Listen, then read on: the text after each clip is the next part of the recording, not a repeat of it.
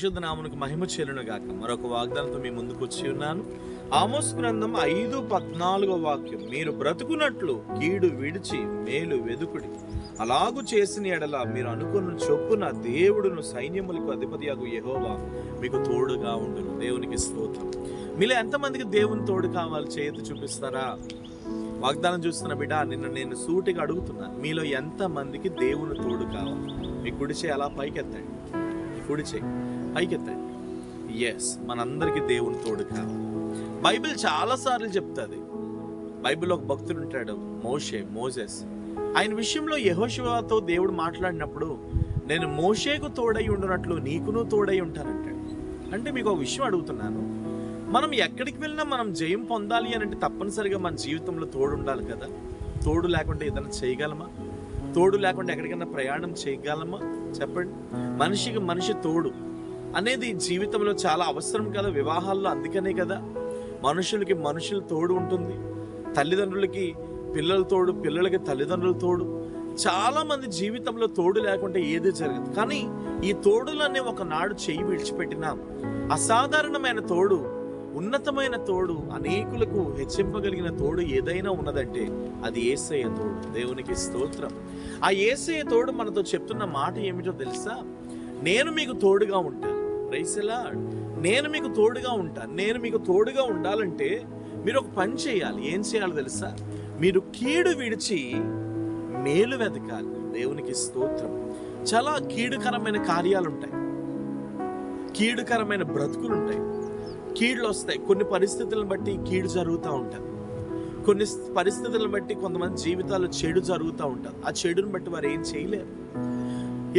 మనం ఎప్పుడు కూడా పరిశుద్ధమైనది, మంచిది, ఉన్నతమైనది, ఒకలాంటి మంచి విషయాలను, సద్గుణములను, లేదా ఒక పవిత్రమైన విషయాలను, మేలుకరమైన విషయాలను, మన బ్రతుకులను బాగు చేసే విషయాలను, మన జీవితాలను బాగు చేసే విషయాలను, ఇతరులకు మేలు జరిగే విషయాలను, ఇతరుల ఎడల కృప చూపించే విషయాలను మనం ఎప్పుడు వెతకాలి. కానీ ఒకరికి కీడు చేసేటటువంటి విషయాలు మన జీవితంలో ఎప్పుడు మనం వెతకూడదు.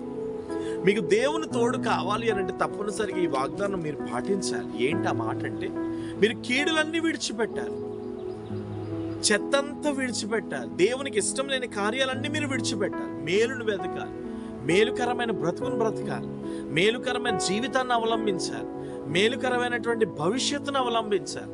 ఎప్పుడైతే మనం అలా అవలంబిస్తామో ఆటోమేటిక్గా దేవుడు మన జీవితంలో మనల్ని హెచ్చించడం ప్రారంభిస్తాడు. దేవునికి స్తోత్రం. కాబట్టి ఈరోజు ప్రభు నీతో మాట్లాడుతున్నాడు. దేవుని తోడు నీకు నీ జీవితంలో రాబోతుంది. కానీ మేలునే వెతుకు, మేలునే వెంబడించు, మేలునే ఆశ్రయించు, మేలు కొరకే బ్రతుకు, మేలే నీ జీవితంలో ఉండాలి. అలాంటి కృప దేవుడు నీకు అనుగ్రహించును కాక. ప్రభువా, ఎంతమంది అయితే ఈ వాగ్దానం చూస్తూ, అయ్యా మీరు నాకు తోడు కావాలి, మీరు నాకు తోడు కావాలని ఎంతమంది అడుగుతున్నారు? ఇప్పుడే వారి జీవితంలో మీ తోడు దిగివచ్చును గాక.